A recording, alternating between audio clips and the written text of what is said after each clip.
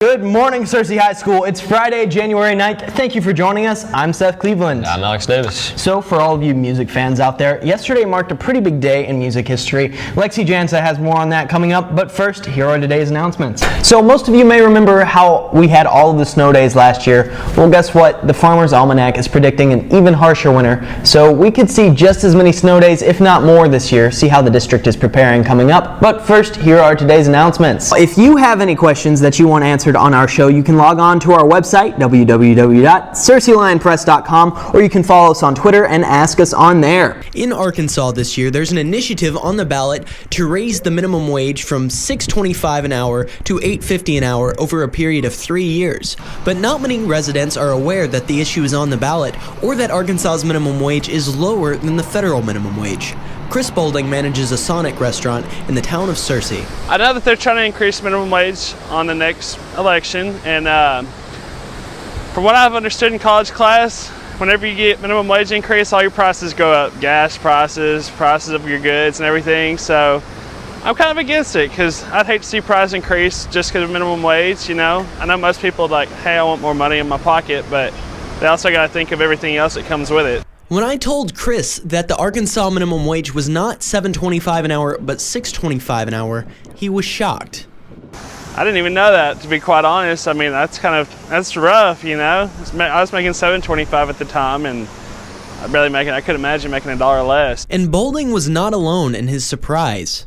Oh no, I didn't know that. 27-year-old Brandy Taylor has worked at Sonic for 10 years. For people who actually make minimum wage, I think that's great. The $14 I heard people talking about, that's pretty ridiculous, but 8 something, that'd be great. Because I know I have a lot of friends who only make minimum wage, and I don't know how they pay their bills. I know that they get on things like HUD to help pay for their houses, food stamps to help pay for their food.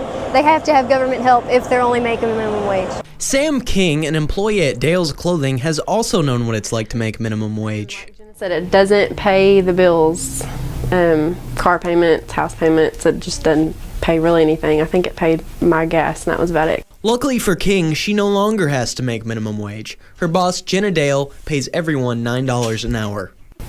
I pay them a little bit above minimum wage because I know what it's like to be paid minimum wage, and I feel like if I pay them well, then they're going to treat me well and help my business grow, especially if they're doing their job and helping me out.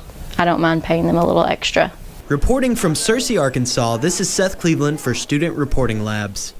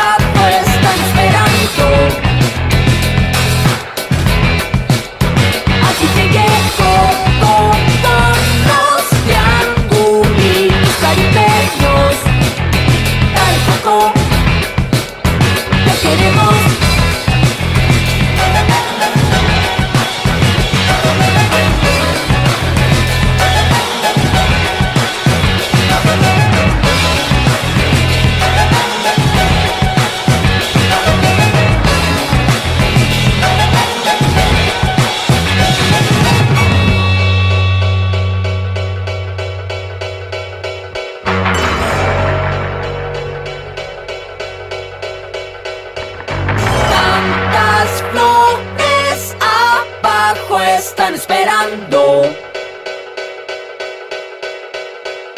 a que llegue todo con los triangulitos caribeños.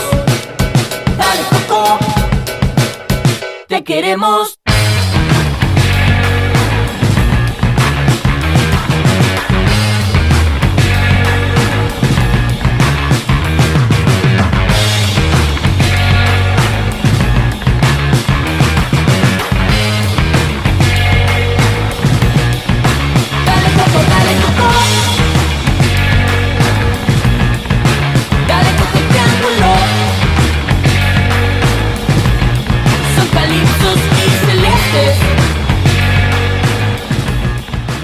Well, that's all we have for today's show. You can join us again Tuesday to see what's happening here at Searcy High. Until then, I'm Seth Cleveland. Have an awesome day and an even better weekend.